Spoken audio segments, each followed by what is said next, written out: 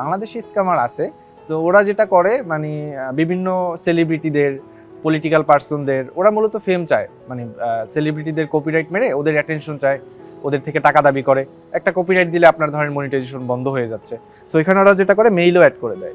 So মেইলে যখন celebrity knock করতেছে তখন ও বলতেছে ঠিক আছে আমি ক্লেমটা তুলে দিচ্ছি, আপনি আমাকে এত টাকা দেন। সো ওইটা মূলত ফেক কপিরাইট দিয়ে দেন ওরা টাকা দাবি করে। বাংলাদেশে এটা মানে কপিরাইটের ইস্যুটা বাংলাদেশে বেশি হচ্ছে। হ্যাঁ, তো এই যে যারা এই স্ক্যাম করে, কপিরাইট করে টাকা চায় আর কি, এদিকে কি কোনোভাবে ধরার উপায় নেই? আপনার কাছে কি মনে হয়? এইটা ধরার উপায় আছে, কিন্তু কখনোই না মানে এত ঝামেলায় কোনো সেলিব্রিটি বা কেউ কখনো এরকম অ্যাকশনে যায় নাই। বাট ধরার উপায় আছে, ওরা তো টাকাটা নেয় যেভাবে, টাকাটা এটা বিকাশের মাধ্যমেই নেয়। হ্যাঁ, বিকাশে পে করে। সো বিকাশে পে করলে বাংলাদেশি নাম্বারেই পে করে।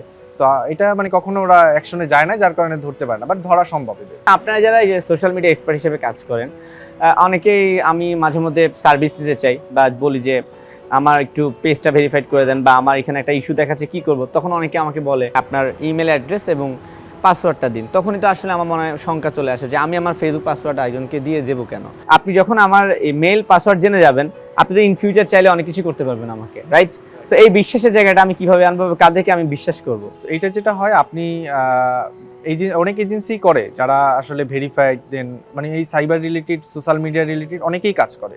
সো আপনি আগে ভেরিফাইড করবেন তারা অথেন্টিক কিনা, তাদের পোর্টফোলিও কতটুকু ভারী। সো আপনি সব কিছু ভেরিফাইড করে দেন যদি দেন, তো আর আপনার ভেরিফাইড করতে মূলত পাসওয়ার্ডটা দিতে হয়। অনেক সময় যদি না দেন, আপনি যেমন আমার সাথে মিট করলেন, আমি মিট করে আপনার ভেরিফাইটা করে দিতে পারতেছি, সাবস্ক্রিপশন।